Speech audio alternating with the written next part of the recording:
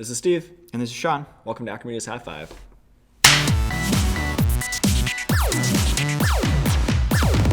So, Steve, what are we talking about today? A personal beef of mine. Okay. That could be so many things. So many things, yeah. No, but specifically, there's a lot of confusion around the idea of what is the state of a module when you get it from the community? How easy is it to actually plug into a site? What does plug and play even mean? Really everything to do with the fact of, hey, I grabbed a module, I have it physically in my hands, metaphorically, and now I'm actually going to be putting into a site. What does that mean? Why does it take multiple hours to configure it, to get it in? So if I get a module, I might hear that, hey, it's going to take 20, 30 hours to actually finish the work. Why is that? No, it takes 2-3 minutes, and it works flawlessly every time. I've been getting hosed this whole time. It's never more than that. Everything we download, no matter what half-brained idiot did it in their basement, it's perfect all the time. You know that most of the time people only watch the first 60 seconds of our videos. Therefore, that's what they're actually going to think. You want to correct that statement? They're wrong. Okay. It's never 2 minutes. It doesn't matter how good the module is. There's more to it than that.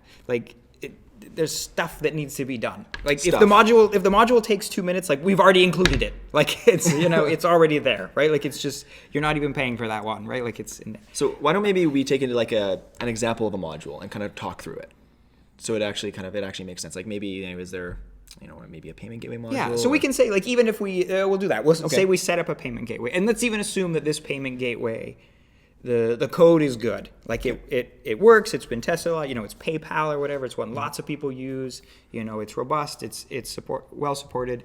There's still setup and configuration. So we got to bring in. We got to download the module, set it up. That does legitimately only take a few minutes. But then we need API keys to set that up. So we need to put that in. We need to configure your settings. Are you pre-authorizing your payments? Are you doing full sales? Do we need development keys for your development environment to set up? Is it the only payment option you're using? We have to configure and set up all these parameters or whatever, right? Could you do that yourself? Maybe. But if you're not and you're paying us to do it and we're rounding up all that information and doing the setup, that's some time that it takes us.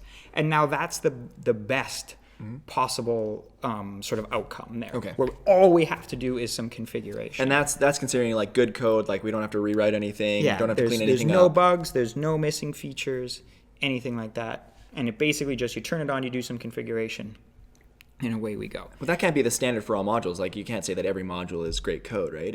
No, and it's probably not. And that doesn't even necessarily mean that whoever programmed it was a bad programmer. It may be a less used module, so it hasn't had as much testing and bug fixing, or it might still be kind of a work in progress, so it hasn't been just had all the little bits fixed and cleaned up on it. When you make a first version of anything, it's not perfect from the start. And so anytime we install a module too, not only do we have to be concerned about the quality of it from is it going to work for us, it's also once we install it and say, we're kind of saying we vouch for it now.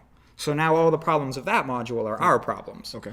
And so that's a thing you have to be concerned about. You have to look at the module and go, how active is it? How many outstanding bugs does it have? Is the maintainer currently working on it? Have they not worked in it in 2 years? Is it still in beta status, alpha status? Is it an RC? Does it have lots of versions, gone through? How many installs are there 10 installs? That means there could be lots of bugs that nobody knows about yet because not that many people have used it. If there are 50,000 installs, well, it's probably a little more stable. At least it's known. Even if it's buggy, people are going to know that it's buggy or whatever, and it's not going to be. So there's all this sort of risk and uncertainty that we're taking on anytime we set up a module. They could be anywhere from a couple hours of config on a PayPal module to we got to build half of it, So It could be a 40-hour thing or whatever more, depending on what the module is. Okay. That being said, how do we go about even figuring out how long something's going to take based off just having this information that seems limited? Yeah. And I mean, it's going to vary. I mean, sometimes maybe we've worked with the module a bunch of times before. And so we were like, oh, hey, we know this one. It's about this much to set up. Occasionally it can have a bug or two. So we'll put a little bit of time in to account for that on that setup. Maybe it's one we've never worked on before, but we might try to say, hey, has anyone else in the company worked in it? Someone else we know in the community, we say, hey, have you worked on it? What do you think the quality of it is? Yeah. But maybe it's a newer one. Maybe we don't have any of that. So then we'll just try to assess, on a quick glance, the module.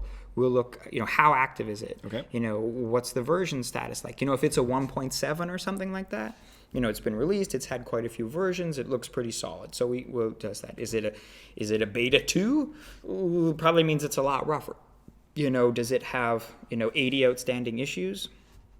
Or does it have 5? Or if it has 80, does it look like they're at least quite active and lots of them are being fixed and dealt with? Or do you go in and click on a few of the issues and there's 5 people asking questions and complaining and there's never any resolution happening? And that makes it more risky. How many installs are there? You take sort of all these things and you try to put them together in maybe like a 10, 15 minute overview of the module. If it's a bigger module, you're more concerned, maybe you download it, you take a quick scan over the code. You can't, suss out all the little bugs and everything, but maybe you just sort of look at the quality. Does it look like it followed coding standards? Does it look like it sort of you did things the Drupal way, so the person probably understood Drupal? Got it.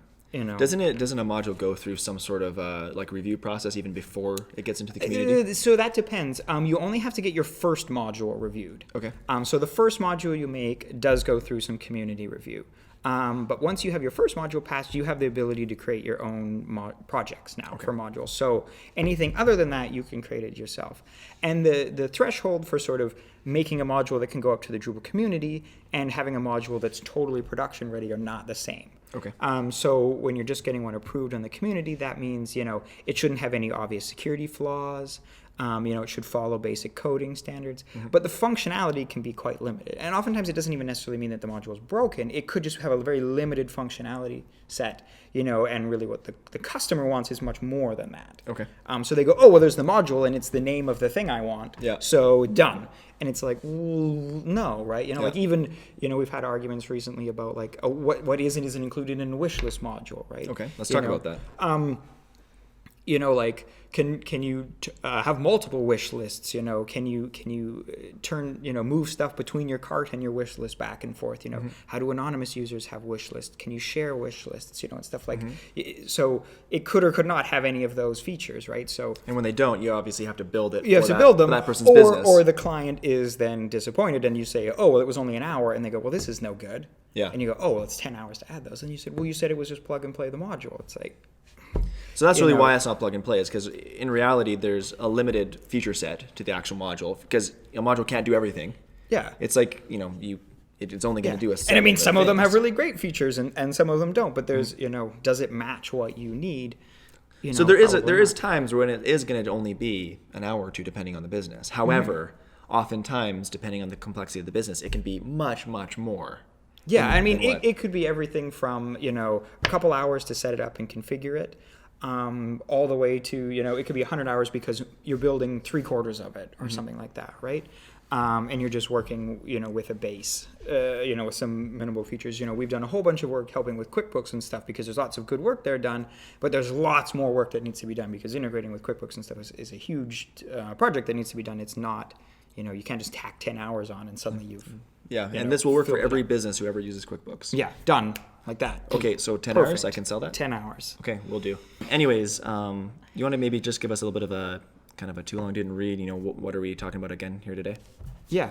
So quick, I mean, if you're installing a module and you think that's going to give you all your functionality, that could be everything from yes to not even close, because modules are just put up for free by people in the community and they have just done whatever work they needed to maybe accomplish their goal. Or maybe they even gave up partway through. It could be any of that and you don't know. So you can try to assess the quality of a module, but until you install it and use it and try it out, you're really not going to know. All right. If you like what you saw here today, please subscribe. If you have any questions or comments about anything to do with modules, about the state at which they're released, or anything about using them, or anything you want to contribute to the conversation, please do so below. Also, follow us on Facebook, read our blog at acromedia.com, and follow me on Twitter. Jason, Twitter, boom. SM McCabe. No. S. No. Fuck, isn't that not it? No.